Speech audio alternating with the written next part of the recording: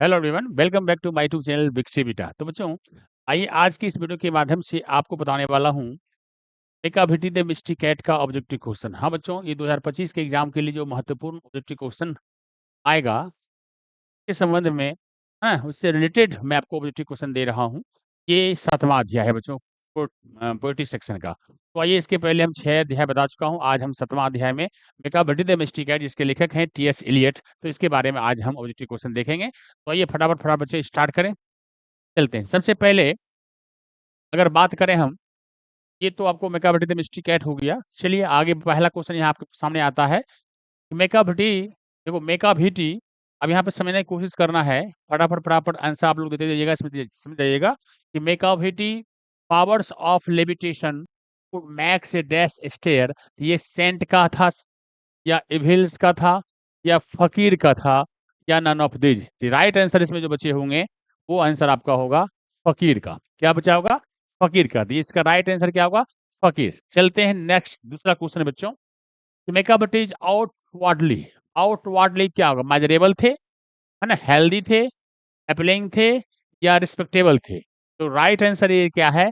उसके ऐसे कारनामे थे, है ना, उसके लिए रिस्पेक्टेबल बात बाती है, रिस्पेक्टेबल इसमें आंसर होगा, राइट आंसर। नेक्स्ट अगला क्वेश्चन है, Macavity is an outlaw, criminals या डिसप्लेमेंट था, लूटेड, है ना, लूटर था या आउटलॉ था? ये राइट आंसर है क्रिमिनल था। एक क्या था? क्राइम करने वाले क्रिमिनल था मेकाभिटी। चलो राइट आंसर वो था। नेक्स्ट अगला है, मेकाभिटी फुल ऑफ हैप्पीनेस। तो मेकाभिटी जो है वो किससे ओतप्रोत है, किससे फुल है? तो ये हैप्पीनेस से है या सैडनेस से, उदासी से है, खुशहाली से है या खुदगर्जी से है या डिसीटफुलनेस से? ये डिसीटफुलनेस है, हास्य है ये, ठीक है। इससे एक फुल है, अर्थात ये डिसाइडफुल यहाँ पे मीनिंग होगी, वो आपको सही होगी। क्या होगा? डिसाइडफुल क्या कर सकते हो? आप हार्शनेस नहीं कर सकते हैं, इसको कर सकते हैं धूर्तता।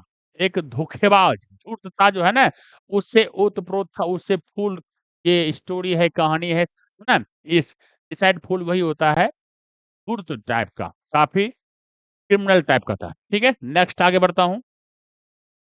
तो अगला है, T S Elliott is well known. अब ये मुख्य रूप से जो टी एस एलियट साहब थे वो जाने जाते हैं, ये पोएट्स जाने जाते हैं या क्रिटिक, एक आलोचनात्मक के रूप में है, या ड्रामेटिस्ट के नाम जाने जाते हैं या all of this? Right answer is होगा इसका ऑल ऑफ दिस, अर्थात ये तीनों नाम से, तीनों से ये फेमस थे, ठीक है। चलते हैं नेक्स्ट, आगे है, T S Eliot was awarded the Nobel prize for literature in. अब साहित्य के लिए इसे नोबेल पुरस्कार जो मिला था वो कब मिला था? तो राइट आंसर इसका आंसर होगा 1948 में। तो राइट आंसर इसका होगा 1948। चलते हैं आगे, आप लोग मिलाते जाइए। मेकाभिटी इज कॉल्ड, अब मेकाभिटी जो कॉल्ड इसे कहते हैं, क्या कहते हैं? द हिडन पाव बोलते हैं, ये होगा राइट आंसर। द एक्सपोर्ट पाव बोलते हैं या नोटी पाव बोलते हैं या मैं, है ना, मिस्टीरियस पाव बोलते हैं। देखिए इसमें बहुत सारे कंफ्यूजन में, कुछ बुक में दे दिया है, गलत दे दिया है, ये आपको दे दिया है द एक्स, क्या कहते हैं, ये नटी पाव दिया हुआ, लेकिन राइट आंसर ये नहीं है। राइट आंसर इसका हिडन पाव है, ठीक है। ये हिडन पाव इसका आंसर होगा बच्चों। अगर किसी किताब में अगर दूसरा तीसरा दिया हो तो गलत मानिएगा, राइट आंसर होगा हिडन पाव, ठीक है। नेक्स्ट आगे, Macavity the misty cat is composed by, ये आप देखो इंपॉर्टेंट के रूप में चाहो तो ये वीवीआई लगा सकते हो, ठीक है, ये वाला भी वीवीआई था। और दूसरा क्वेश्चन ये जो है हिडन पाव, ये भी बच्चा वीवीआई है। अक्सर मैं बाद में, है ना, पीछे बैक करके आपको वीवीआई बताता हूँ। चलिए ये भी उतना इम्पोर्टेंट नहीं है। टीएस नो, हाँ, इसको चलो ये भी नहीं मानते हैं, फुल ऑफ पे चलो ये इसको मान लीजिए, ठीक है। ये यहाँ से ज्यादा इम्पोर्टेंट बनता है, ठीक है। चलिए ये भी बनता है। चलिए बाकी चीजें बस ठीक है, सब आगे बढ़ते हैं। और आगे नेक्स्ट क्वेश्चन जो हमारा है, हाँ देखिए ध्यान से, ये क्वेश्चन तो बता चुका हूँ। हाँ, इसके आंसर क्या होंगे? टी एस एलियट होंगे।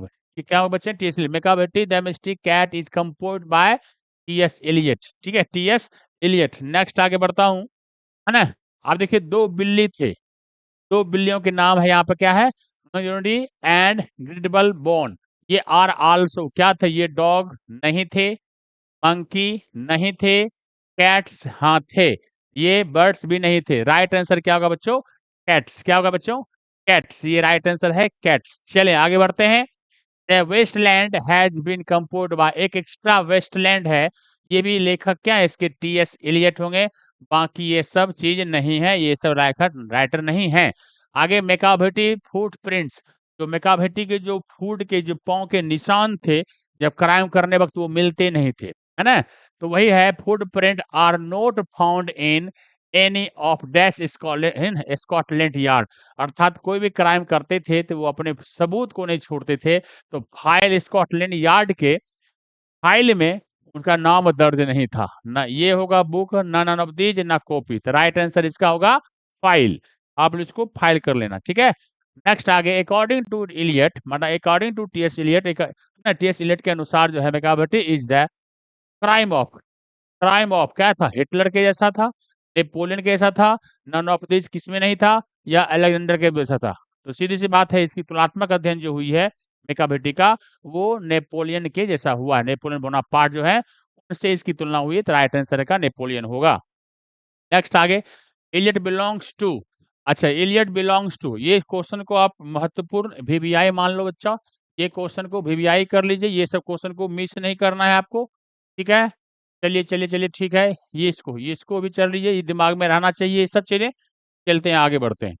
चलिए, एलियट बिलोंग्स टू, अब एलियट जो थे, टी.एस. एलियट, वो बिलोंग टू डैश सेंचुरी, तो किस सेंचुरी से वो संबंध रखते थे, 18वीं नहीं होगा, क्योंकि 1948 में उसको पुरस्कार मिला, तो ये भी नहीं होगा। तो इसका मतलब सीधी सी बात है कि 20वीं सेंचुरी में, 20वीं शताब्दी जो है 20th सेंचुरी है, 20 है ना, 20 जो है सेंचुरी 20वीं शताब्दी से संबंधित, अर्थात राइट आंसर होगा सी, 20th।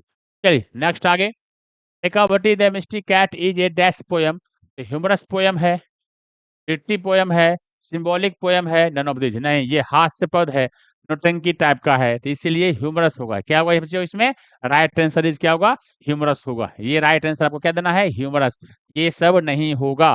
तो ह्यूमरस क्या होता है, एक हास्यपूर्ण होता है, क्या होता है बच्चों, हास्यपूर्ण होता है, हंसाने वाला होता है, रस लेने वाला होता है, तो ये हुआ ह्यूमरस कविता है ये।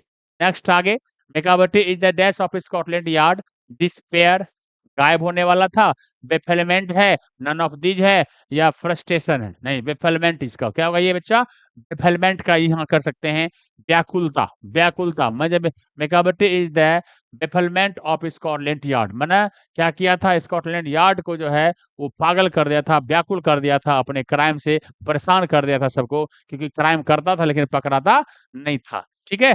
चलते हैं, ये होगा। नेक्स्ट अगला क्वेश्चन है, dash is a master of criminal, तो क्रिमिनल माने क्रिमिनल के मास्टर कौन थे, तो मेकाभिटी थे, यस मेकाभिटी राइट आंसर होगा। बाकी मंक की चर्चा है ही नहीं, है ना, रेसिपिटी की चर्चा है ही नहीं, इसकी चर्चा हो ही नहीं, लास्ट राइट आंसर क्या होगा बच्चा, मेकाभिटी, मेकाभिटी ही मास्टर ऑफ क्राइम है, ठीक है। अगला है, Macavity is the settlement of, है ना, एकुटी यार्ड नहीं होगा, एकुटी यार्ड नहीं होगा, नन ऑफ दीज नहीं होगा, राइट आंसर स्कॉटलैंड यार्ड है, चर्चा मैंने किया था, Scotland yard, Scotland yard right answer ये होगा, Scotland yard. Next last question बचा आज का, द पोएट कंपेयर्स मेकाभिटी टू, अब यहाँ पे देखिए, द पोएट में कंपेयर मेकाभिटी, तो कवि जो है मेकाभिटी का कंपेयर किससे करते हैं, किससे तुलना करते हैं, अब देखिए यह चार्लेस से करते हैं, है ना, ये समुद्रगुप्त से करते हैं, बिस्मार्क से करते हैं, या नन ऑफ दिस से करते हैं। राइट आंसर होगा इसका बच्चा, क्योंकि ये इसकी चर्चा है नहीं, इसकी चर्चा यहाँ है नहीं, तो राइट आंसर होगा नन ऑफ दिस, इसमें से तीनों नहीं है, अर्थात राइट आंसर होगा इसका बच्चा Napoleon, Napoleon Bonaparte, Napoleon Bonaparte right answer होगा नन ऑफ दीज, नाम नहीं रहेगा, अगर यहाँ पर नेपोलियन बोनापार्ट दिया रहता तो राइट आंसर वही होता, क्योंकि इसमें तीनों नहीं है, तो राइट आंसर क्या होगा, नन ऑफ दीज, इसमें से कोई नहीं, अर्थात नेपोलियन बोनापार्ट इसका राइट आंसर है। ये आपका हुआ मेकाभिटी मिस्टिक कैट का ये ऑब्जेक्टिव क्वेश्चन, इतना सा अगर ऑब्जेक्टिव क्वेश्चन आप मन में रखेंगे, माइंड में रखेंगे, तो मेकाभिटी द मिस्टिक कैट से एक भी सवाल आएगा तो निश्चित रूप से आपको बनेगा। तो फिर नेक्स्ट वीडियो में नेक्स्ट टॉपिक, नेक्स्ट अध्याय लेके आऊंगा, तब तक आप इसे देखिए, अपने दोस्तों को बताएं, और वीडियो को लाइक करें, शेयर करें, और अपने दोस्तों को बताइए और अपना लाभ उठाइए, ठीक है बच्चों, मिलता हूँ नेक्स्ट वीडियो में, ओके बाय बाय।